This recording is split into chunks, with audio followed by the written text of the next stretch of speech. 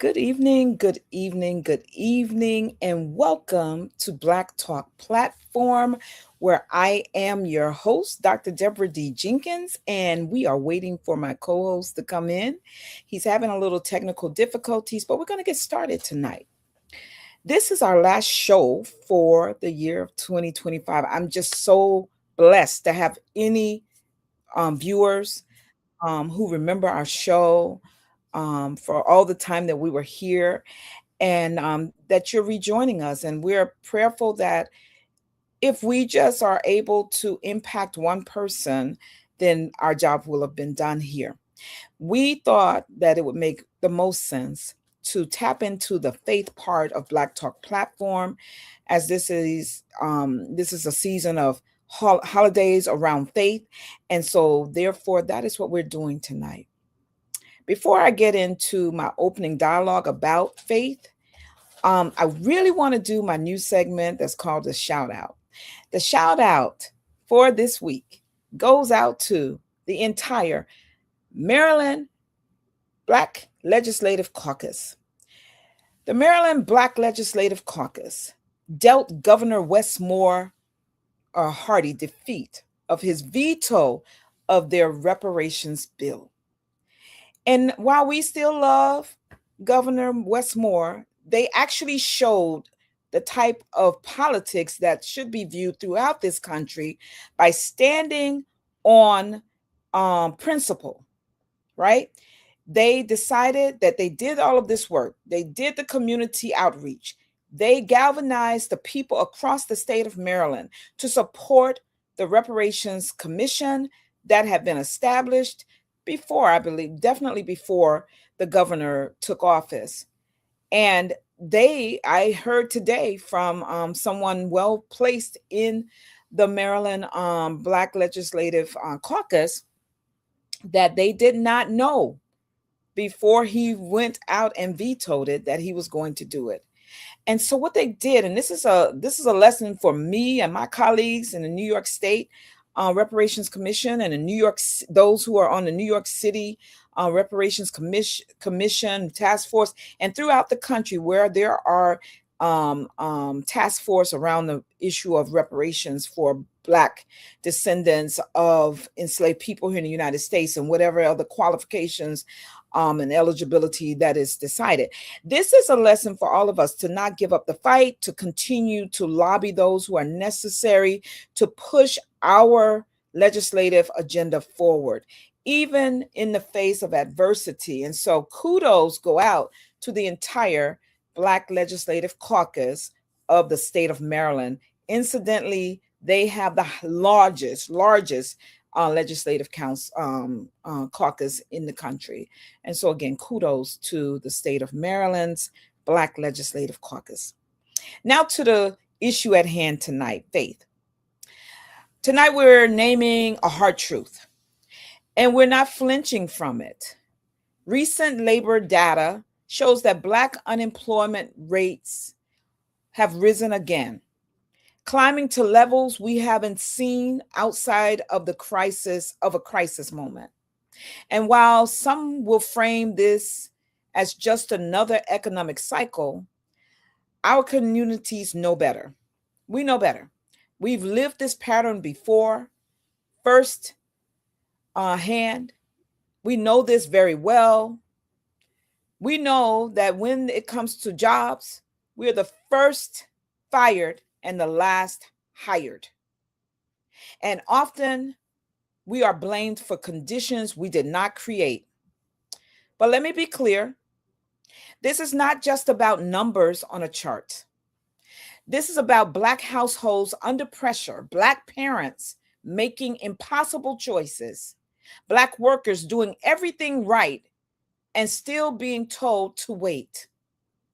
And yet, our faith, teaches us something crucial here. Anyone who knows me well knows that one of my very favorite scripture verses is Romans 8:28, which reminds us, and we know that all things work together for good to them that love God, to them who are called according to God's purpose, to his purpose. Not that all things are good, but that God is still working through them. So tonight, we're holding two truths at the same time. We acknowledge the reality, the systems, the inequity, the economic warning signs, and we refuse despair. That is one thing about Black people. We are, in my opinion, the most resilient people on the face of the earth because Black faith has never been passive. It has always been active, strategic, and grounded in action. Faith is what helped our ancestors organize when the odds were stacked. Faith is what taught us to build institutions when doors were closed. Faith is what reminds us that downturns do not define our destiny.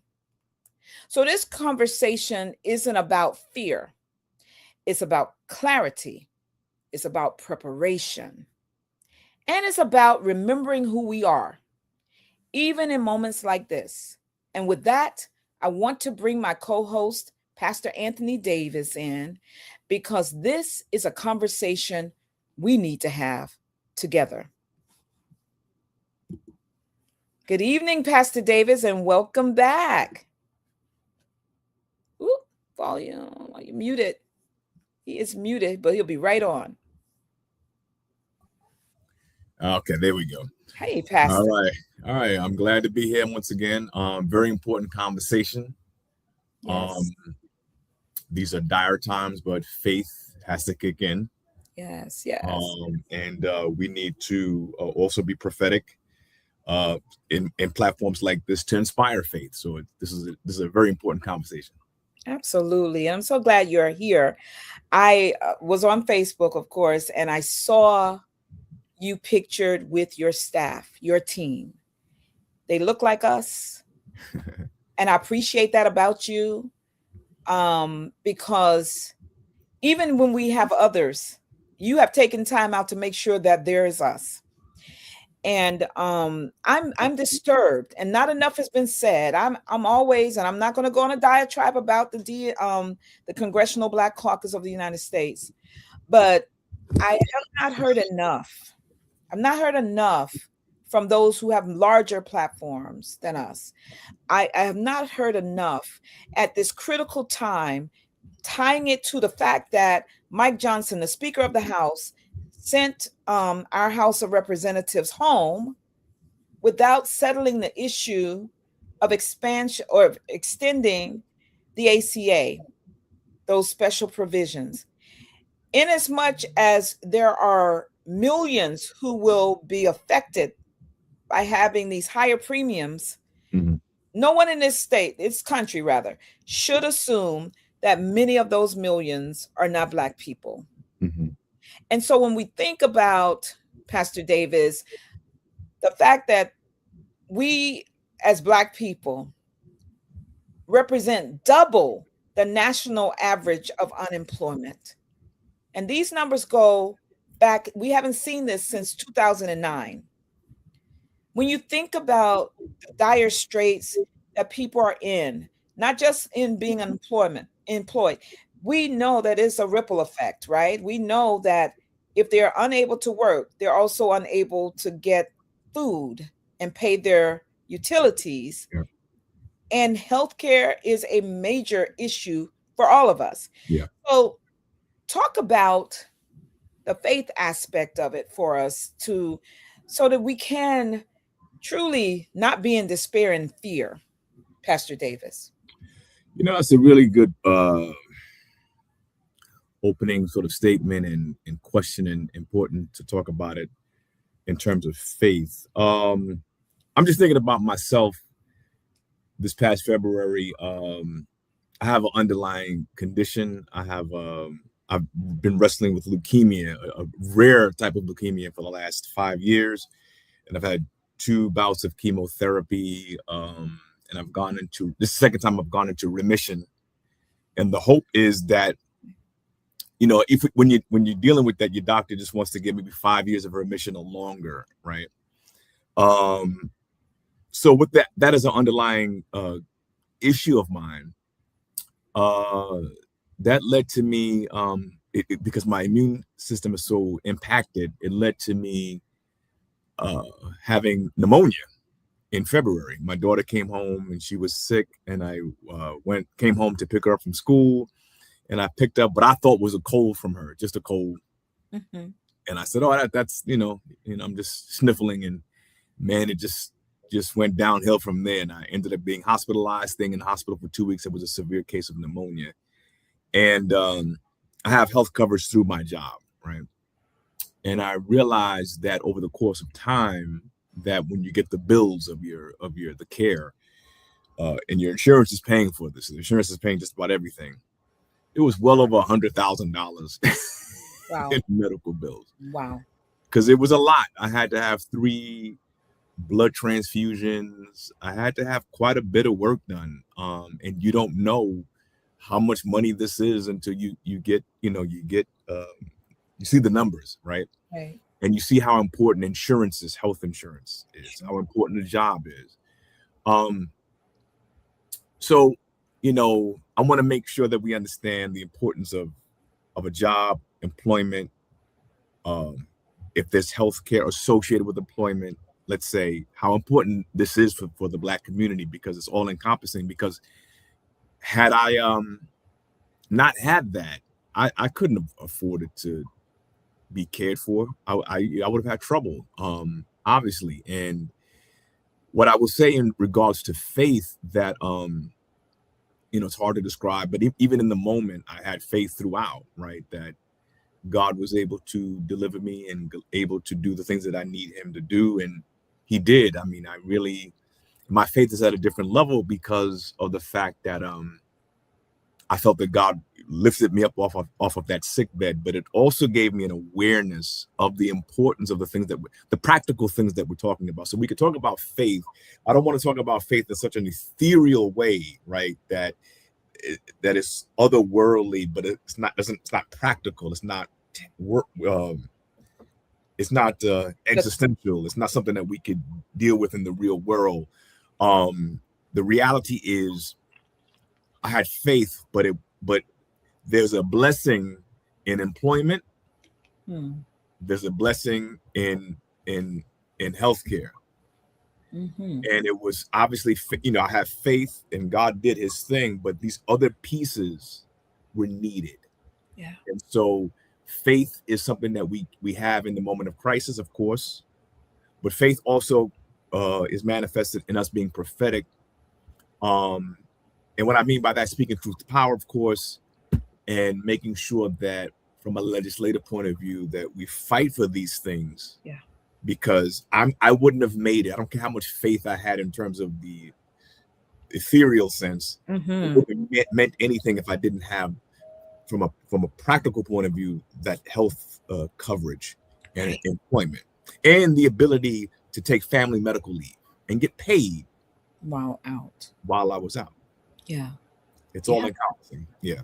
No, and I'm so happy that you shared that. Of course, I was aware because we are friends, and I've just been praying for you in this regard. But I'm so glad that you felt comfortable to share this because you gave a really practical example using yourself, your employment, the healthcare benefits associated with your employment, and the high cost of the treatment that was necessary to save your life. And you hear the president talking about, we're going to give you your money, you can decide yourself. No, because the reality is, when you have 8.6 or 8.7% of the Black population unemployed, 4.7% of the national population unemployed, you're talking about giving us $2,000 and telling us that should be enough to go and have ourselves treated. When I get $1,000 and I'm unemployed, or $2,000 and I'm unemployed, I'm going to buy food. I'm going to pay my rent. I'm going to pay my mortgage. I'm going to do those things that I believe are necessary. And so when you speak about action and faith being tied together, obviously, as I said, we have always done that. you think back to the Good Times song. We've always made a way out of no way, but there has to be a pause that says, why are we still in this point, at this point where when white people get the flu, what is it said? We get pneumonia, Yeah. the extreme forms, and no disrespect to the fact that you literally had pneumonia No, I understand. hospital for 2 weeks. But why aren't the politics of this nation working at all for Black people? I said to my husband the other day, we were talking about immigration, and I said, we live in New York. If you work in New York, you're going to work with the immigrant population, period. You're just going to. So you might not like it. And it's not that I don't like it. I don't think it's that you don't like it. But what I said to him is that, yes, I will do what I have to do to defend anyone who may be harmed, right? But the reality is, it does not matter what immigrants there are. We are still the target of the power source in this nation, because every other group, their unemployment is far below ours. And when I think about the resistance of our ancestors, just after, I think we might have mentioned this before, right after emancipation, during Reconstruction, I don't know if people really understand that it was an act of resistance, the Great Migration from the South to the North, because they found their agency. We always see that meme where you have one freed slave on the other side of the fence because he or she doesn't know what to do with their freedom. Well, that's a fallacy. We've always known what to do. And I do believe it's rooted in our faith.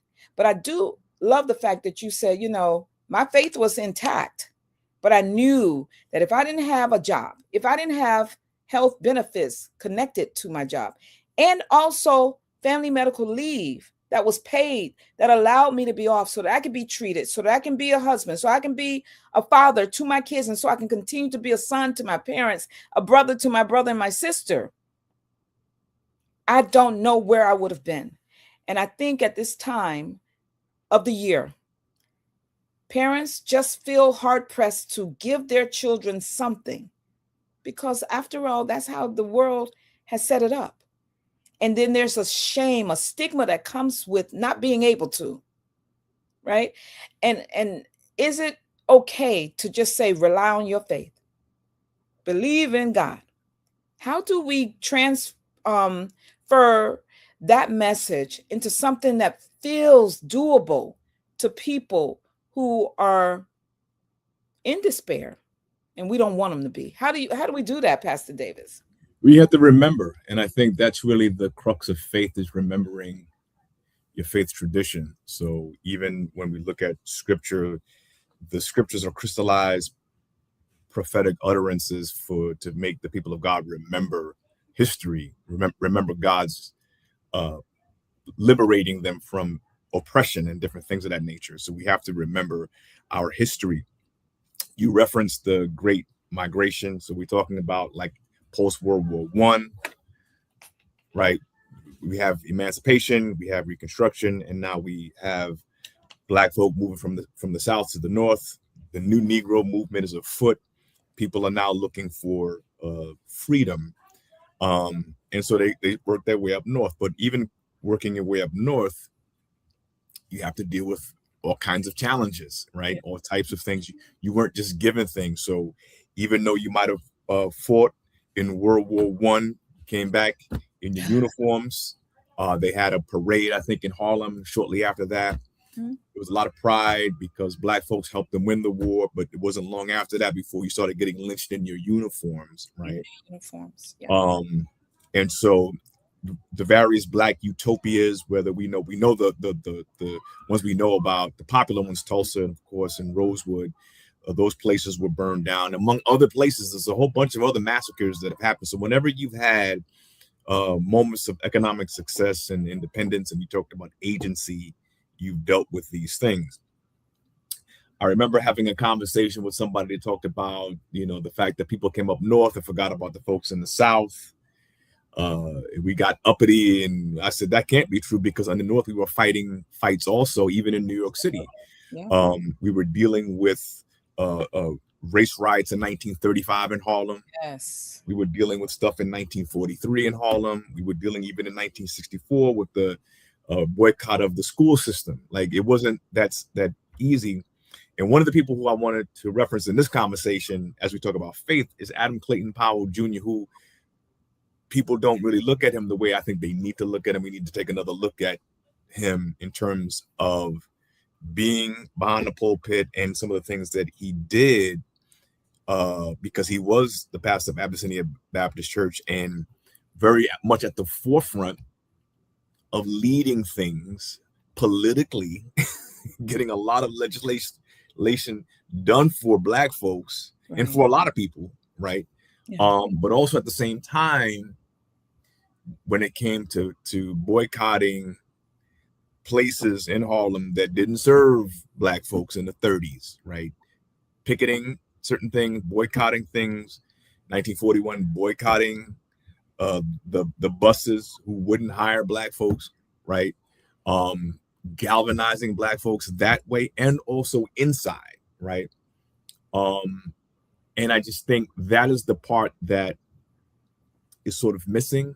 And in terms of the candidates we talked about last week, we need to see that, and we need to see that faith in terms of believing, but belief also puts boots on the ground. Yes. Like us. Yep. Forcing the issue. And it means that we need to also be on the inside holding, as you talked about, the Congressional Black Caucus accountable, Black politicians accountable. So faith really is active and involved, and it's not taking things for granted or accepting things, right?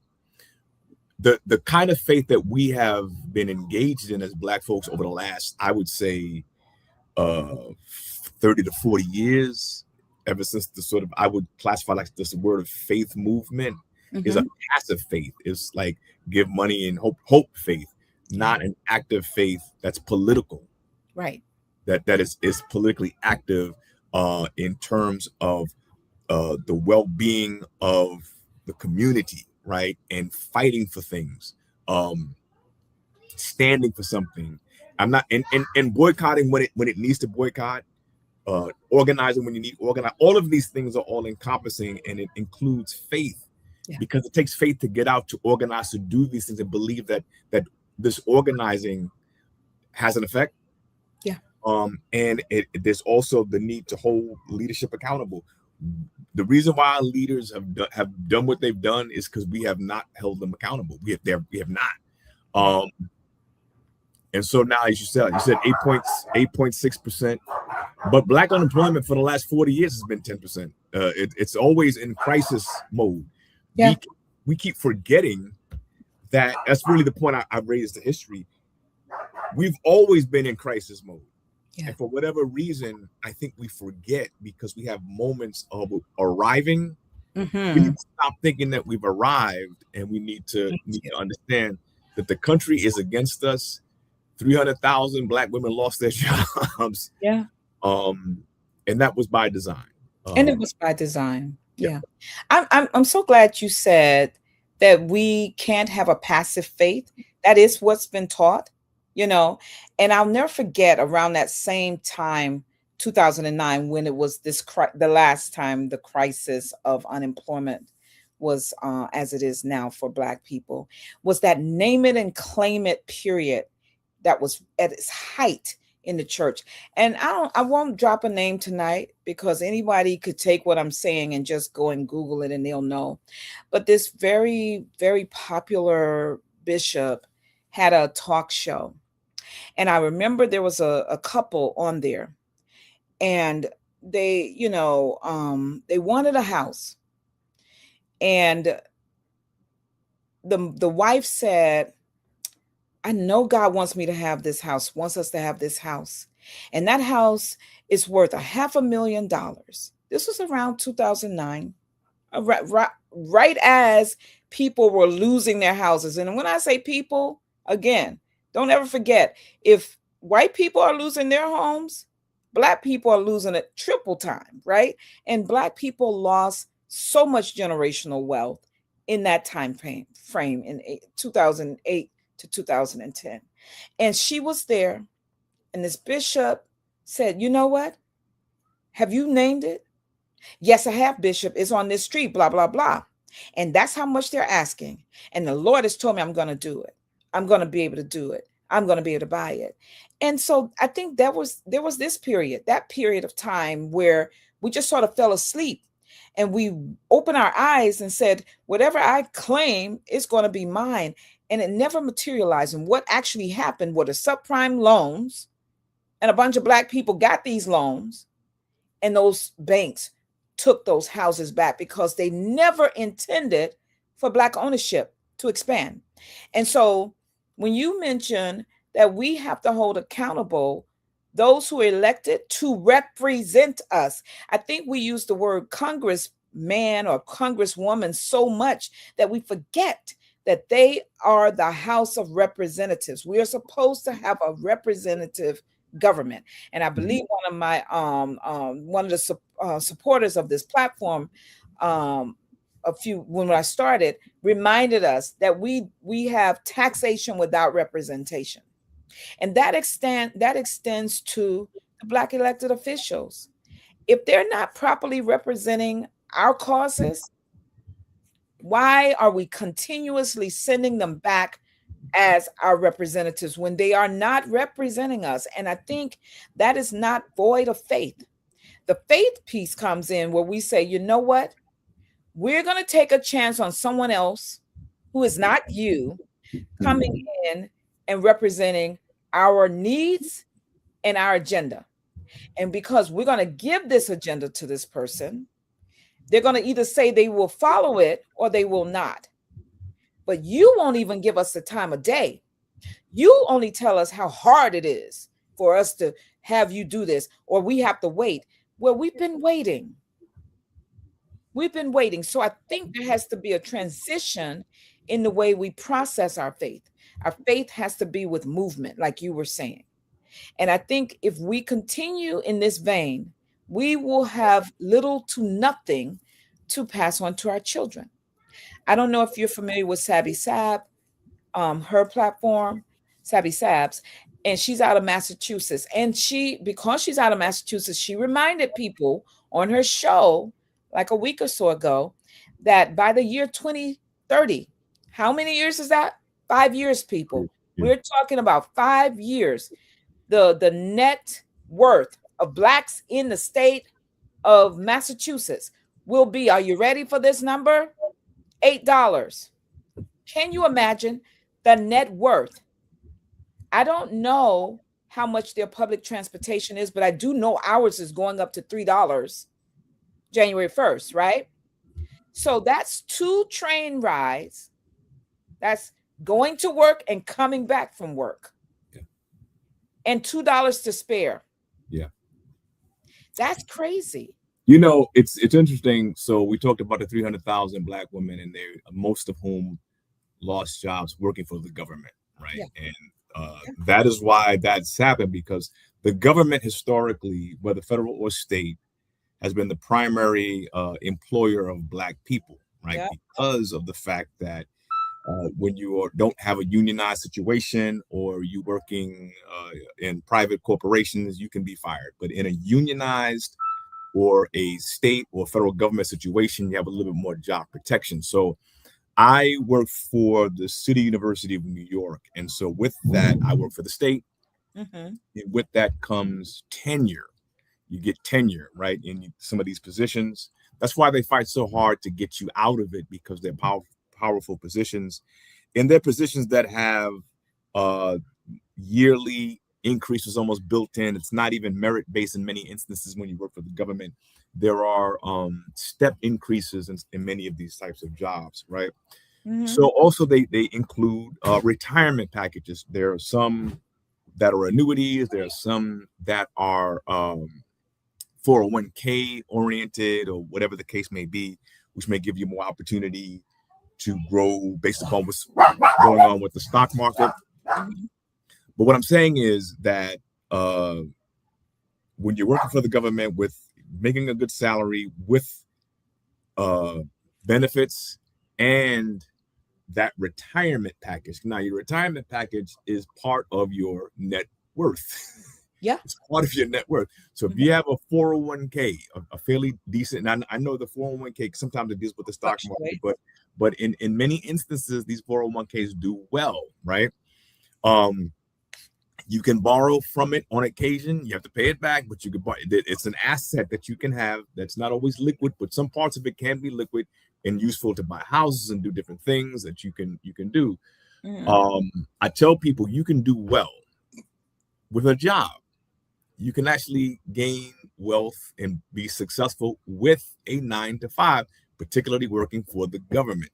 Right. Um, that has been how Black folks in that Great Migration, in the that period, in the even in the I guess even after the Depression, they were able to now enter and to buy some houses and have some success, even though we don't, only less than half of us have houses. But those who were able to do it were able to do it as a result of working these types of jobs, and do fairly well for themselves. So there was a generation of people that did well, that did well. I have cousins that work for the government that have retired, that have nice houses, that have done some pretty cool things. These people saw that, people like Trump saw that and said, no, we're not having that. Oh yeah. So they move you out of these things. But this is why when we talk about the political aspect, this is why we can't sit here and be passive, because this is another instance, another crisis that we're facing by not really paying attention to the tea leaves and understanding that they want to take this away from you, and again, very strategic, very intentional. I just hope that at some point we learn. Now, we talked about Freddie Hayes and people like that.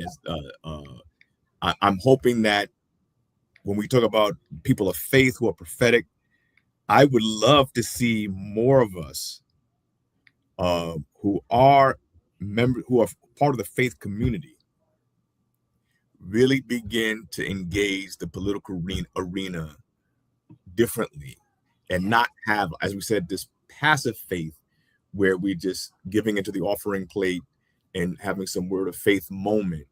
That if you're not faith, those, a lot of those folks, that 300,000 women that lost their job, I'm sure many of them went to church. Yeah. Many of them paid their tithes. Many of them believe, but it still happened. Still happen. It still happened because we don't understand, as I said in the opening thing, in my little opening monologue, Mm-hmm. faith connected to Action. these other pieces. Yeah. Absolutely. I just, while you were speaking about the 300,000 women, I wanted to see how many of them have recovered their jobs.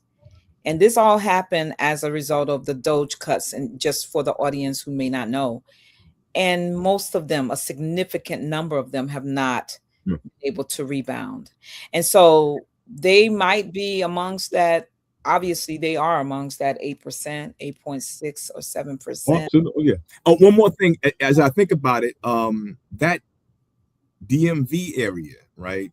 Uh, Oh, yeah, the DMV area, that to a large extent, it's like is a haven for Black folks. Black folks are able to buy a lot of houses in that area and be absolutely. successful, right? Mhm. Um, then I've read, I'm not sure what the latest data is, but I know when this 300,000 women lost their jobs and that all that was happening, there was a lot of people losing their houses because they didn't have the means to keep the houses in that area. That's another thing. Whenever you've developed enclaves of success where you can buy houses in communities, you Mhm. end up losing it for the very reasons that we're talking about. Like, so many houses were lost. So that number is about to skyrocket as we enter 2026. Absolutely. And again, we're hitting crisis mode, and at some point we have to see these things, but we have to be prophetic, verbalize it. Mhm. um and I really believe that, when we're talking about platforms, there's so many voices out here. Yeah. There's so many podcasts, but so little being said. No, you're right. You're right. I think you and I have some level of influence in our city. Yeah. And for those who don't know, in our borough specifically, right? Because New York City is just a behemoth. But we Yeah. do have influence beyond the Bronx. My concern, Pastor Davis, to your point about so many podcasts, so many talking heads who are Black out there.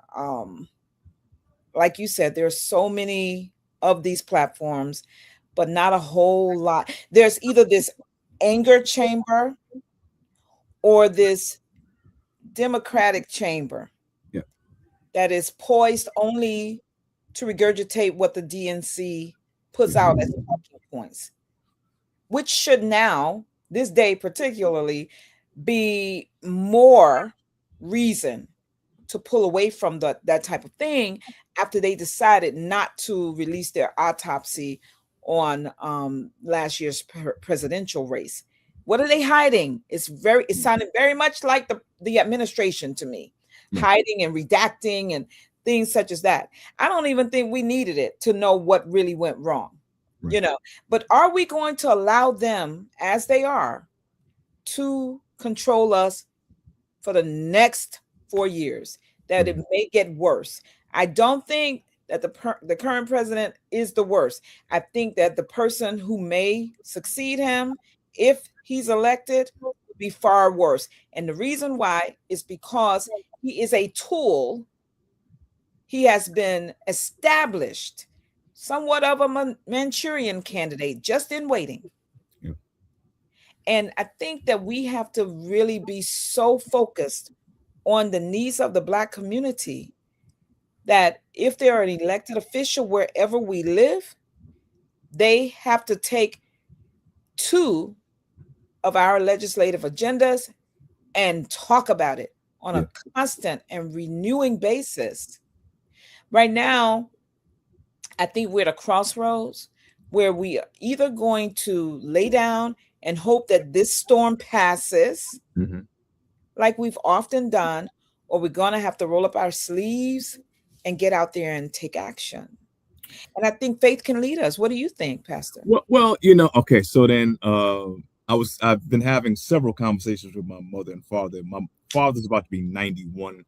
My mother's Wow, bless 82. And we talk a lot about, because they grew up in Harlem, and we talk about, their era, their time growing up and what it was like. And I reference Adam Clayton Powell, and my father and I had a extensive conversation about him and what he was able to do legislatively, and in addition to, like, we talked about the organizing through the church. But they were talking about, like, at that time, using like his church as an example. I think he took over for his father. I think he had like 13,000 members, some significant Wow. size, right? Mm-hmm. And both of my parents were saying that in Harlem, churches were thriving, right? There was so many people in church, and that church was so connected to the needs of the community.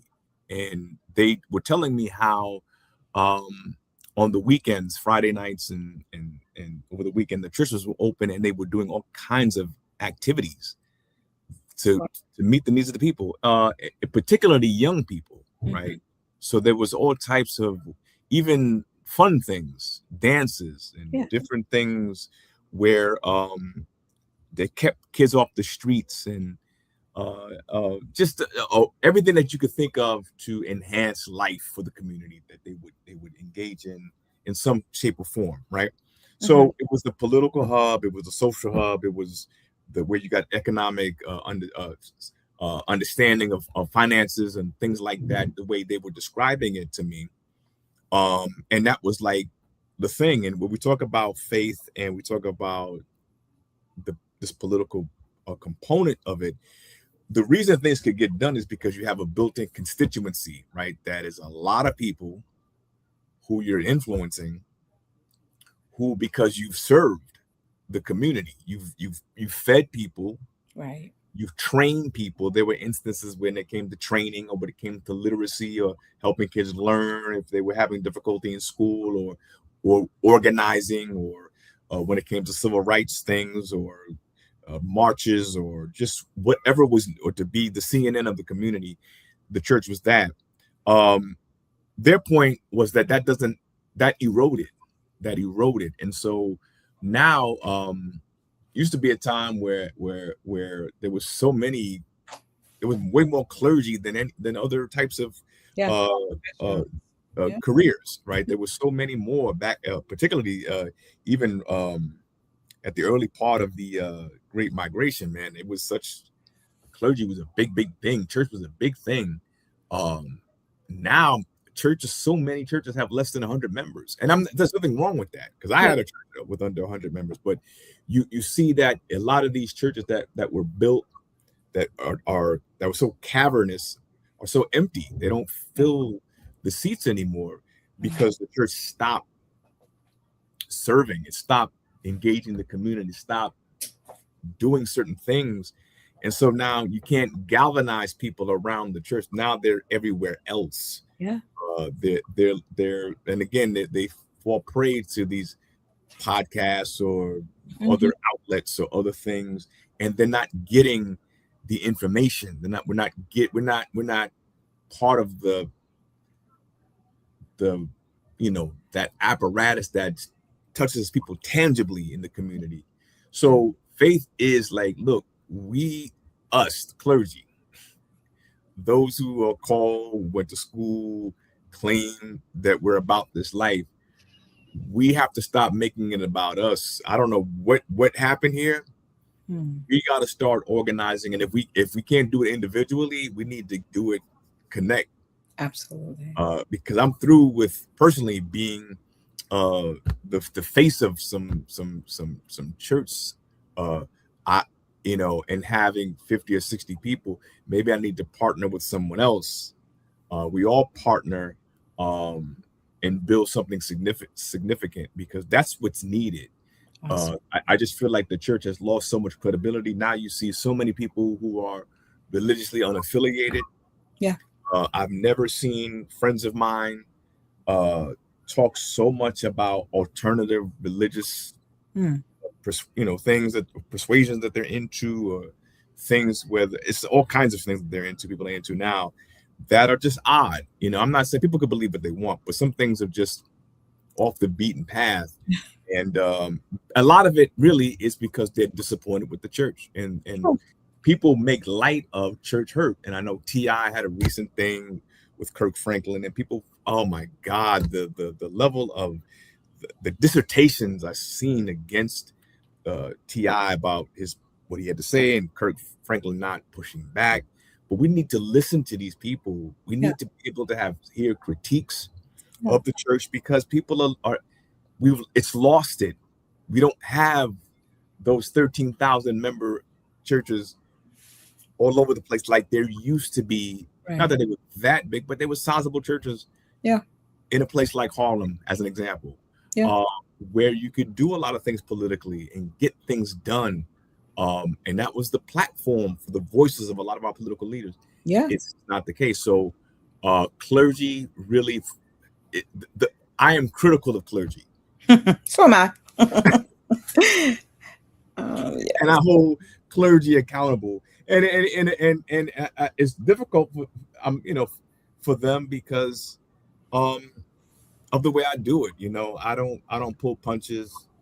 And so it's not gonna put me in the cool club, but that has to happen. And I said, if we're both doing it, we need to maybe do it together, and just be very critical, and hold clergy accountable as much as the CBC. No, no, I totally agree with you in all that you just said, and I mean, truthfully, and I know Reverend Barbara's like, you keep talking about this. This is your third week talking about this course you're doing, because I think, listening to your testimony from your parents about how it was, and because of their age, you have to give much deference to this, to what they are saying, because there was a shift. Yeah. They recognize the shift. They maintain their faith, but they know that nationally, the way church is being done, the way church is being ran, is not working for our people anymore. And like you just said, we don't have 13,000 strong anymore. We don't have, I don't know if you saw, I won't name the person, but a person who we both know, um, when they had their issue about the choosing of their newest pastor at Abyssinian, I don't know if it caused a true church split, but I was really surprised to see that this person that I've admired for such a long time was no longer a member there after that.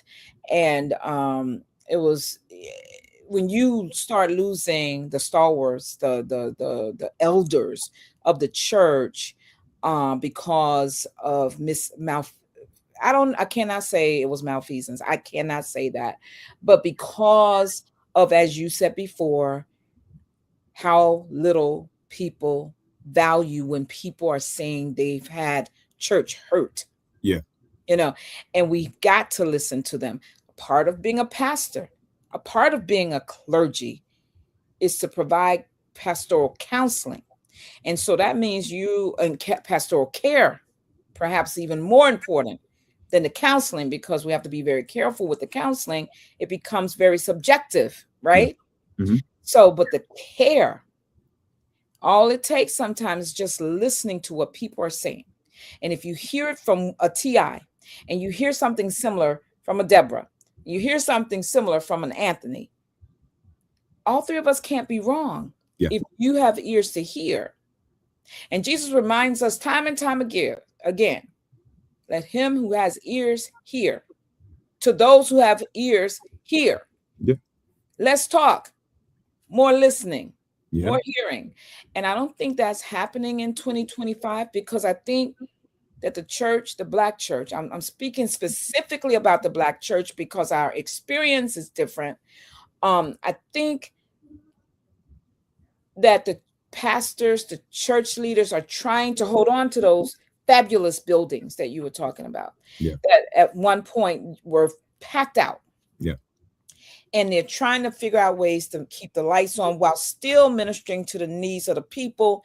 And I believe sometimes they fall into gimmicks, you Yeah. know, and I do love facts. I love data. So I'm saying this, but I'm going to bring some empirical evidence next time.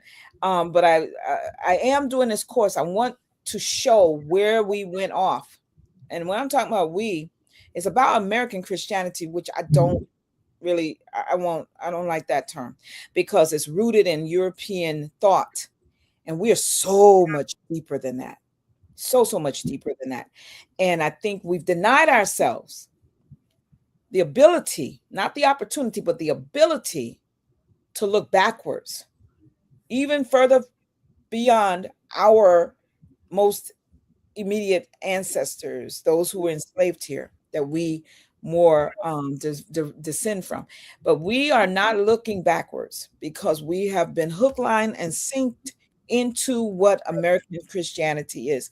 And I think we have to be able to separate ourselves in such a way that we are able to see that Jesus was always ours. White man didn't give us Jesus. Yeah. We already knew who he was. Yeah. And I believe that once we start that, then more people will become prophetic in their daily walk, Pastor Davis, because Yeah. they will see that if they are going to be Christ-like, they have to do Christ-like things. They have to speak truth to Yeah. power. They have to call out things that keep us oppressed and not just go along to get along. Yeah. You know?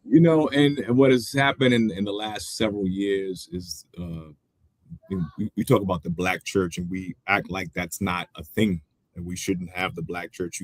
You have to have the Black church. Yeah. The Black church doesn't exist in a vacuum. It doesn't exist because it wanted to exist. It had to exist. It needed to exist. It was forced to exist. And the Black church is not a monolithic entity. It's got various denominations and persuasions and theological beliefs. And I mean, Christianity itself has 45,000 denominations. People don't even understand that there's that many variations of Christianity. So obviously even the Black church wouldn't be monolithic. And that's okay. But what has happened is that there's a group of pastors nowadays who have rejected the black church, and they look at black pastors in the past, and the past of the black church is either it's irrelevant, or it's past its time, or and so these black pastors today, are very erudite, and they're very educated, and they're very, they're very theological, and they think they're correct in everything, and so they've many of these people have been endorsed and supported by white pastors. I'll give you a story. I was associating with there's a lot of black pastors who are very popular. People don't know were supported by the Southern Baptist Convention. Yeah. Right. Very popular pastors. I could name names. I'm not going to do that here, but their start comes from this racist sort of organization that was funding them. Right, they were giving them money, and as long as they stayed within certain parameters and messaging, they could continue to get funding. And I remember some of my black friends, pastors who were part of this, getting the funding, and they were being funded to go to the inner cities and preach the gospel. But they were preaching a gospel that wasn't really the gospel that we're talking about, being prophetic and being meeting the needs of the people politically, right? So one of my pastor friends, my church was independent. He said to me, "Man, you better come and get this money."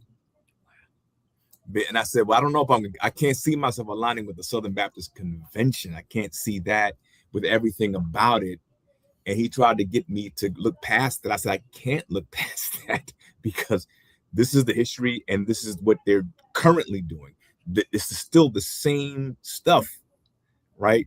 But what has happened is a lot of black pastors have been funded, endorsed, supported by the oppressor. Yeah. And their message has been watered down. That's why you can get a prominent pastor talking about don't blame white cops for the murdering of unarmed black people, right? And so much of the black church was cool with it. You know who I'm talking about, and anybody who can Google it who's listening to us. But I couldn't believe the level of defense that came to for him. But he's one of those that's part of that sort of track. And that's the problem. We have a lot of black pastors today, younger on the younger side, that think they know better. And for me personally, I've always tried to look back and to understand I am part of a long legacy of great black preachers, the black church tradition, the radical black church tradition. Yes. I'm not trying to move away from that. I'm not trying to disparage it or discredit it. I'm trying to align with it. I'm not saying things can't be updated for 2025, 2026. But what I'm saying is I'm not trying to sever anything. Right. I'm trying to plug into that. And unfortunately, we have a generation of pastors that think they know better than anybody else. Unfortunately. And it is unfortunate, especially because you always, I'm talking about you individually, you always uplifted the younger ones coming behind. And so when I hear, for the audience, when I hear a Pastor Davis saying, they're not willing to listen, and he's not talking about himself, guys. Let me be very clear. He's not talking about himself. He was talking about himself when he says he has no problem looking back. In fact, that's what he does to those who have paved the way for him, who've given the knowledge. He's saying that these young people don't want to do that.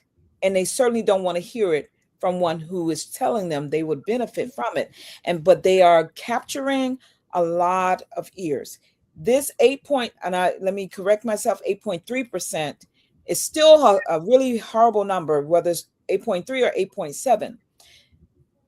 So many of them will be captivated by these very flamboyant, very dramatic utterances from these same ministers, the clergy, these pastors who are younger, some are older, but he's talking about those who are able to catch the ear of the younger people, but also of these people who have lost their jobs. And I would love it if people would just think, so you're tapping into my sore spot, the fact that I'm unemployed. You're telling me to come because Jesus can fix it.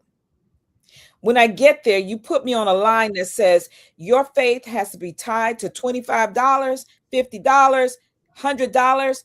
And if you really have faith, you will give a whopping $1,000 because you believe the Lord works like that. That's fleecing. Or we have pastors saying you on the wrong line because you only gave 1,200 and it should be 2,000. Right, exactly. With your son standing next to you, so proud because he knows as a young baby, 8 years old or whatever he was, he knows what mama had to do to bring that $1,200 that you're saying is not enough to you. That baby could be lost for the Lord for life, depending on how she responded. And I mean, she was very respectful as she walked away, but I can only imagine her hurt. Hurt, yeah. And I, embarrassment. It's a and lot of embarrassment. embarrassment. Yeah. Yeah. I think I've shared a story on the Black Talk platform years ago about when I went to Hampton. I think it was my last time going to Hampton Ministers Conference, and they were having. I love prayer. So Jayla was only a baby then, and she's about to be 22. So that it's been that long, Pastor Davis, since I've gone. I went and I loved. She and I would just get up. She was months old, 3 months old to be honest. And we went. I would take my baby with me to the early morning prayer. And the bishop, and it was a woman bishop, the bishop who was doing the early morning prayer did the line thing that you were talking about. And my colleague really didn't have money, actually had $7 to his name. And he felt hurt. We're clergy, guys. We're clergy. Imagine your $7 as a clergy person being rejected because you didn't have, and I think the minimum line was 25. Right. He was dejected, he felt belittled, and he needed what would come in the conference to try to revive his spirit. So not only are we doing these things to people in the pews, we do it to each other. Yep. To the point where we don't find a place. I don't feel a place is there for me. And I sort of isolate myself from all of those gatherings anymore. If it's someone I truly, truly respect, admire, and love and have for years, I'm going to show up.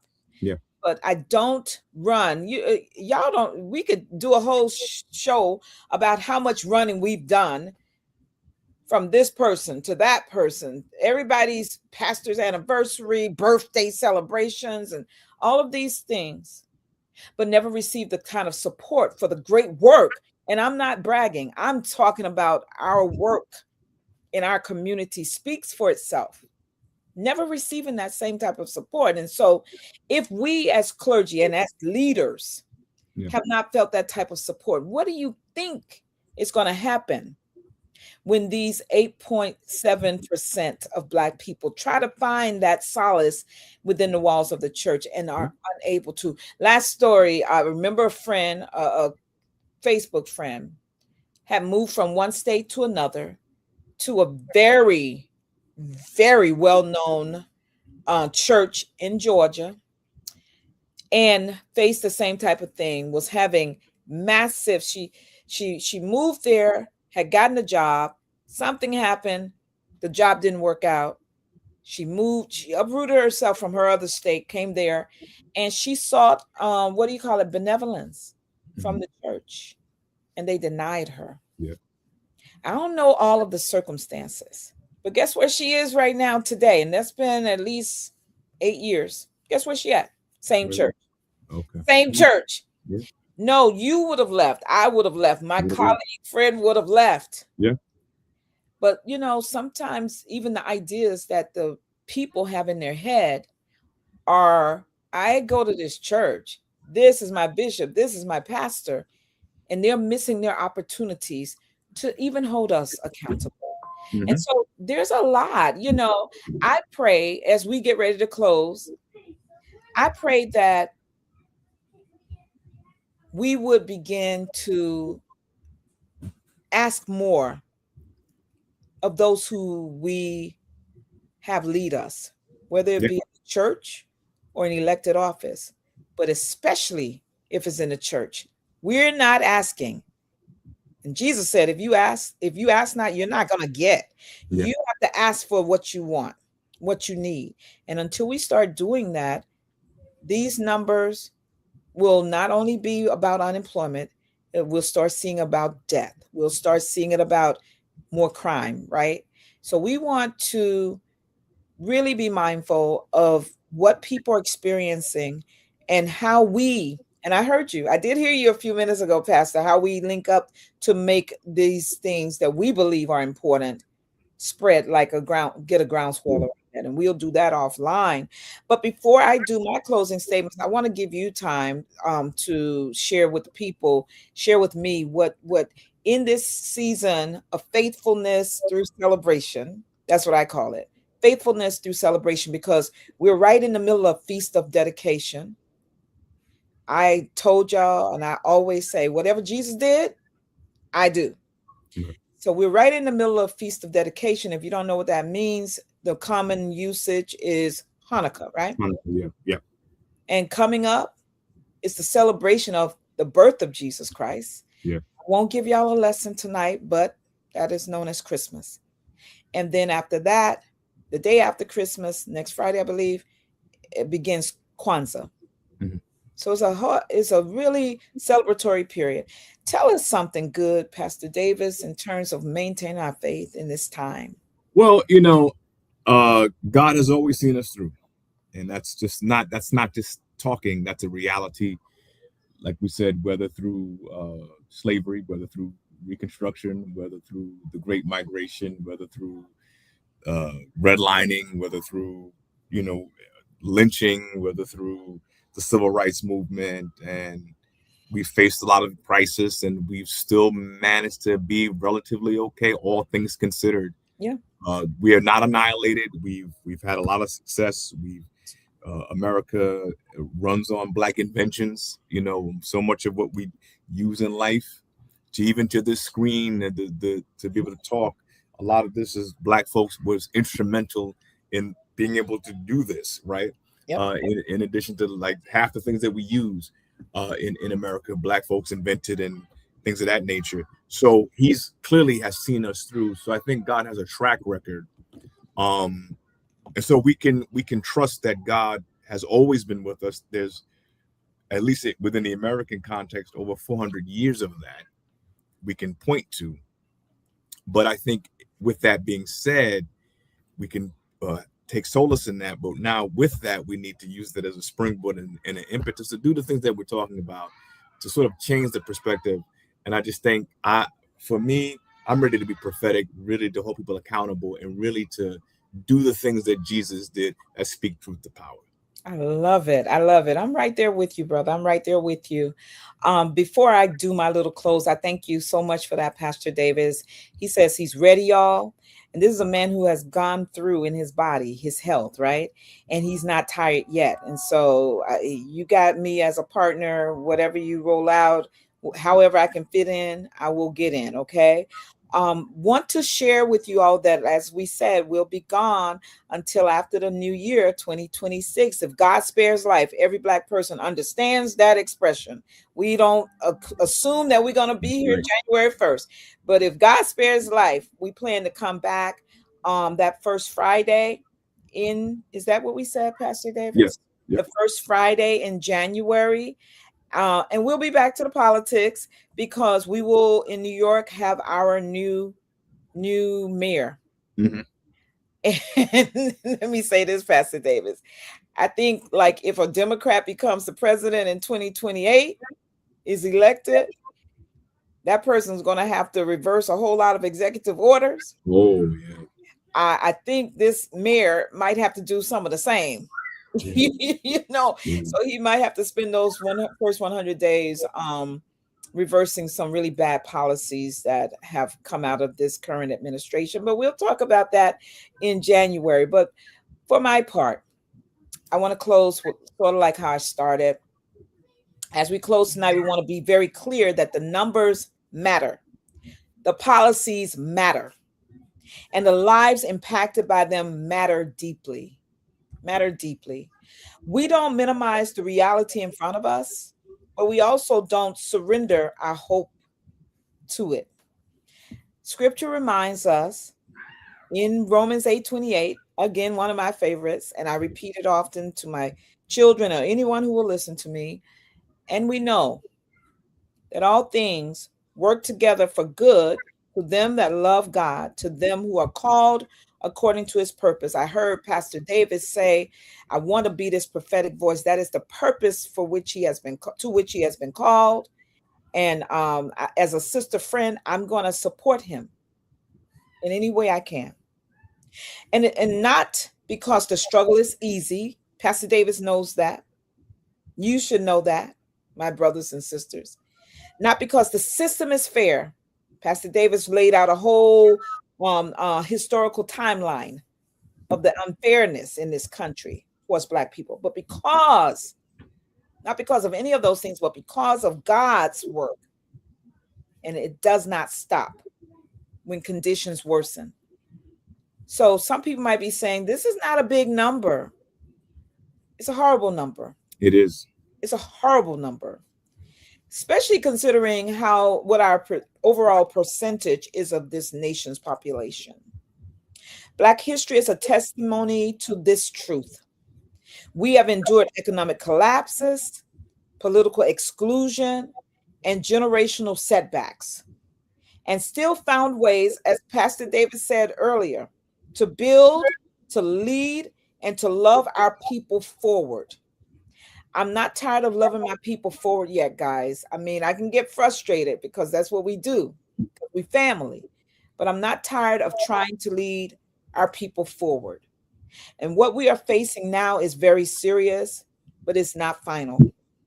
So if you're listening to us tonight and feeling anxious or feeling discouraged or uncertain, please know this: you are not forgotten. You're not powerless, and you're not alone. Faith does not mean that we ignore the moment.